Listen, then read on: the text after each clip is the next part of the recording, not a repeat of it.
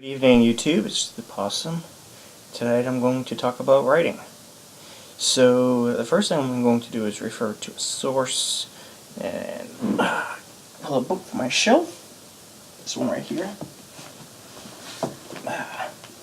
Now, when I started writing Chinese, I was using this book here. It's the one I use, and you see it's reading and writing. I call it the McNulty book, and it's a book that has listings of Chinese characters in this manner here, and it'll show, at least for the early chapters, it'll show like characters, and it'll show the stroke order and give English definitions, opinion, in the next column.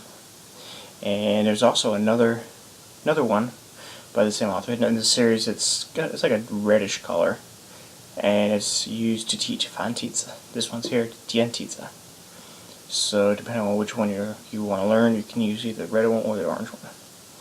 What I did is I started with 10 characters. I started from the first page of the book. I started with 10 characters per day, and I practiced writing those 10 characters. And the second day, I would quiz myself on the 10 characters, and the ones I got wrong, I would do it again the second day. And then I would add, if I found out I was able to write one, I would add another one. So I kept going in that way. And I would review as well.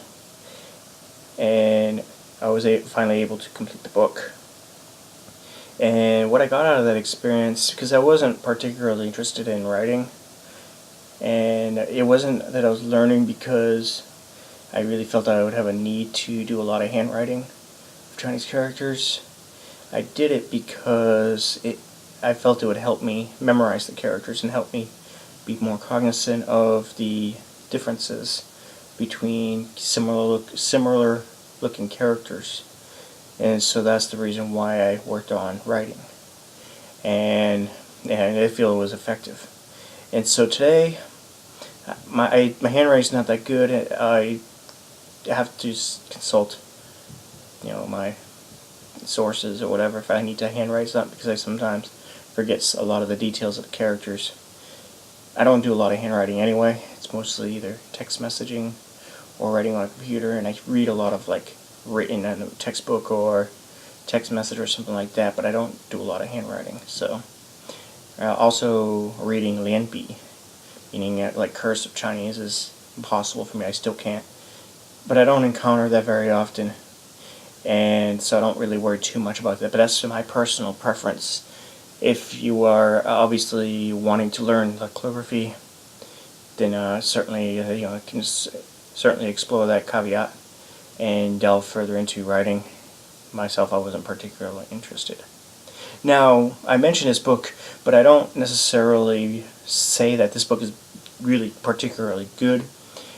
It was an okay book, but there are a few mistakes in this book, and I know friends who have used other textbooks to work on their writing, and they really enjoy those other books. So there are a lot of great sources. The thing was when I started studying Chinese, this was the only one available to me, and so I didn't have an option. Now today there are more books available. In fact, if you're in China, you can find a large selection of books specifically tailored to those who are trying to learn how to write. And even here in the United States, you'll find, and also on the internet there are websites that can help you learn.